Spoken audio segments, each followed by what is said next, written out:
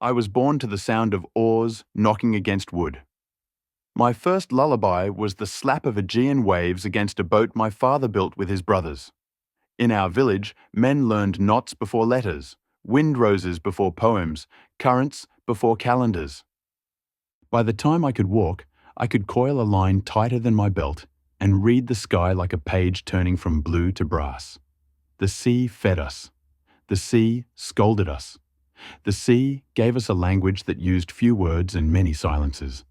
My father kept his wisdom in brief sayings. Throw back what you cannot carry. Respect any wind with the word north in it. Never boast about calm water.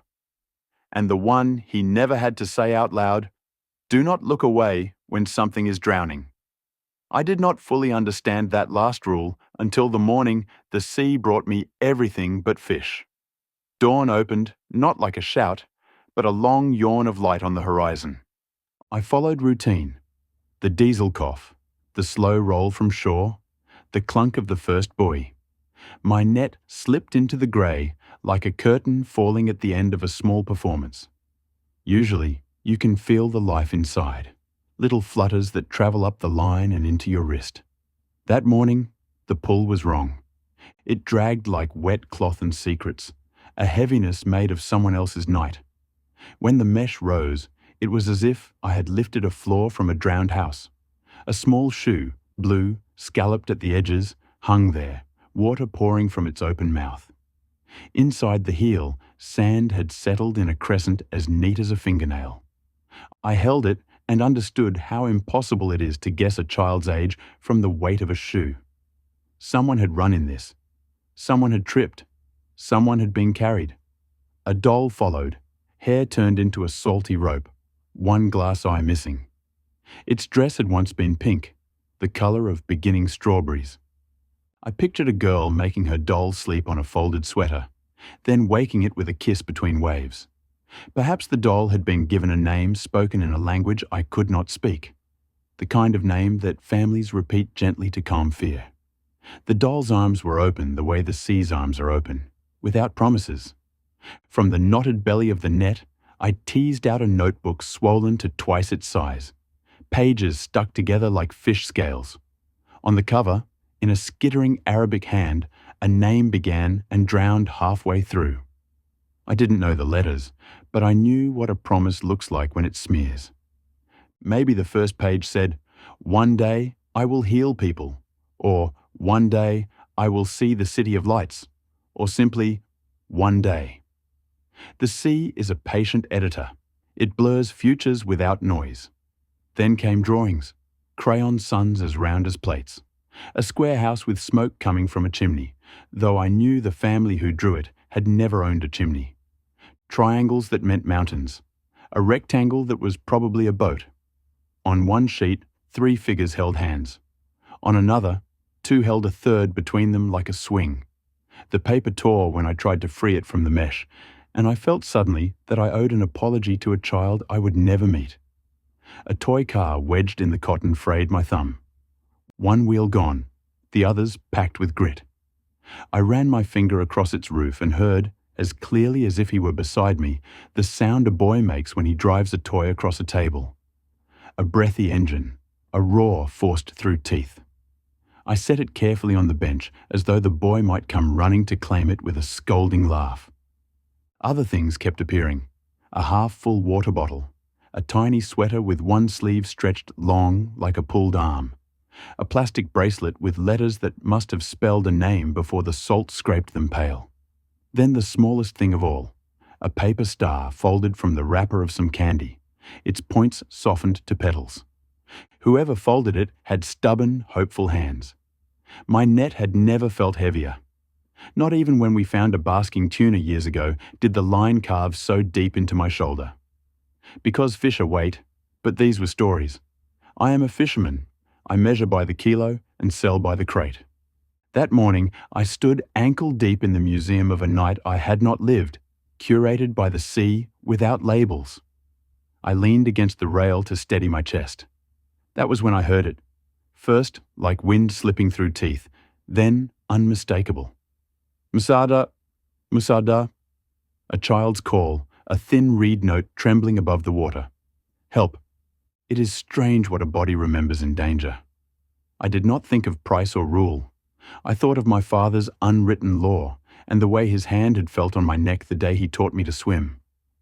I swung the boat as close as I dared, knowing the rocks waited like bad news under the surface.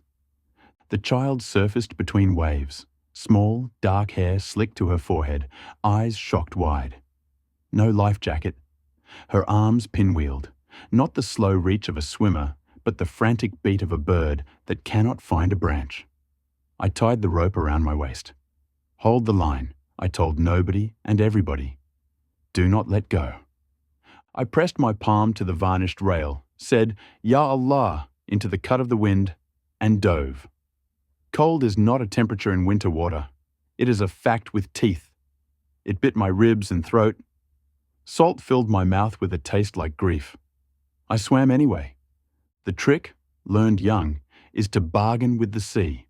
One stroke for one breath, without asking for two. Her head slipped under. I pushed harder. My shoulder barked where old work had frayed it. The rocks lifted, fell, lifted, a grey jaw chewing foam. I reached her. Her lashes were beaded, her mouth opening and closing like a fish. I've got you, I said, in the slow English I use for tourists who buy sardines. I've got you. She did not answer. She folded toward me like something finally allowed to sleep. Her arms, so small, touched my neck and then clamped, a strength that borrowed mine and doubled it. The rope drew tight. For a second, it did not move. The sea had decided it would keep us. I kicked, found nothing, kicked again.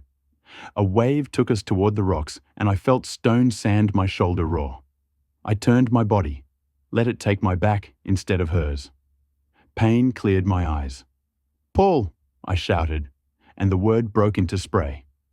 We rose in jerks, 1, 2, 3, until wood replaced water. The deck took us in, rough and holy. Someone cut the line. Someone slid a coil under my head. I flattened the girl, tipped her chin, swept salt from her mouth. She coughed, a noise like a match catching.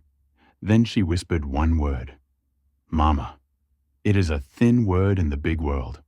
On our deck, it was the biggest word I have ever heard. The others looked away to blink. I stripped my jacket and wrapped her in it, a temporary skin. Her fingers found mine like a habit. In her nails, there were half-moons of sand. We brought her home because you cannot bring someone back from the sea and leave them on the pier.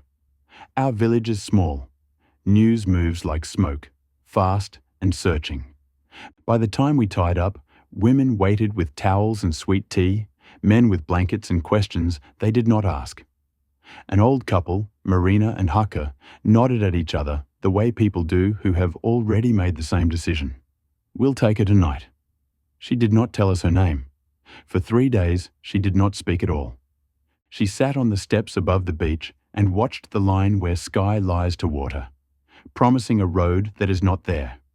At night, I heard her whisper the same word as on the boat, the syllables lighter than moth wings.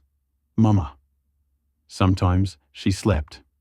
Sometimes she shook herself awake, one hand reaching for a rope that wasn't there. I kept fishing because that is what I know.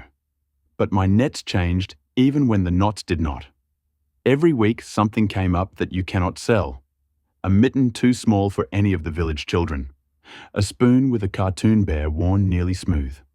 The corner of a photograph where only the shoulder of somebody's mother remained. Once, a phone sealed in a plastic bag. Inside, a picture the sea had not blurred. 3 faces pressed together, cheeks tilted to sunlight, a horizon behind them, so like ours it hurt. Marina would brush the girl's hair in the evenings, humming songs she remembered from her own childhood, tunes that smell of wood smoke and warm bread. Hakka, who speaks little, carved her a small boat from driftwood and set it on the window ledge. So you can see one that never leaves, he said. The girl watched it the way a cat watches a door, ready for movement that never comes. Sometimes she came to where I mended net and sat without speaking. I passed her the shuttle and showed her how to lay a knot. She tied clumsy ones at first, loops that would let a sardine grin and swim right through. After a month, her knots began to hold. Good, I told her.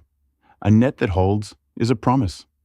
She nodded, and her eyes slid away to the sea that had kept too much already.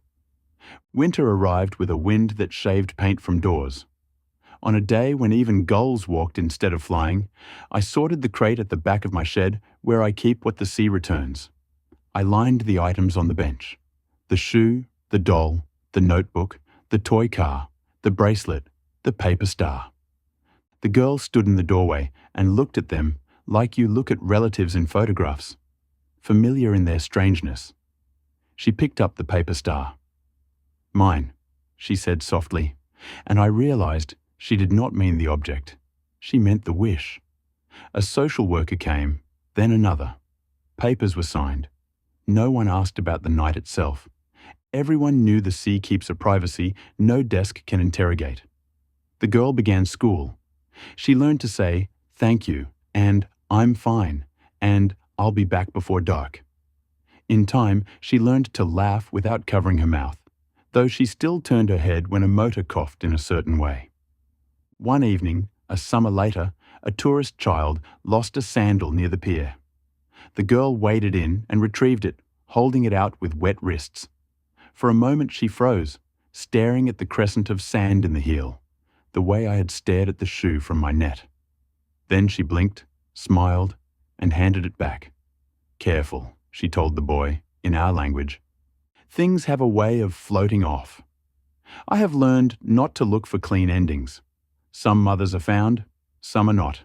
Some names arrive through agencies and lists. Others remain like mist over open water, too light to catch. The sea is not cruel out of malice. It simply keeps what we give it without a promise to return anything on time. I have learned to live with drawers that do not close and prayers that do not finish. Years bend. The girl became a young woman who still sits sometimes on the steps above the beach, though her gaze no longer begs the horizon for a door. She studies. She helps at the bakery on market days and at the harbour when a boat limps home with a sick engine. She corrects my knots when I pretend to make them wrong, to test if you're paying attention, I tell her, and she smiles without showing her teeth. I still fish. I still lift my net with the old grunt. I still find things. Last week it was a child's sweater button shaped like a sun. I put it in the crate. There is room there. Too much room. Every morning, before I pull my first line, I say the same prayer under my breath. Let the net be heavy with fish, O God. Do not let it be heavy with children. Some mornings, the water lies like silk, and I dare to hope the drawer in town will stay shut all day. Some mornings, the wind smells like storms, and my hands shake before the rope. When tourists come in summer, they tell me our sea is beautiful. They take pictures with their backs to it, smiling at the thought of blue. I do not correct them. Beauty is not a lie. It is only an incomplete sentence.